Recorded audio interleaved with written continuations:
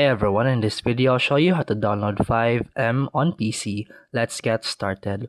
First, open any web browser on your PC. In the search bar, type FiveM and press enter. Then click on the official FiveM website. Once you're on the website, click the download client button. You'll be asked to accept the terms of service. After that, the FiveM installer will start downloading. When the download is complete, go to your downloads folder. Find the FiveM setup file and double-click it to start the installation.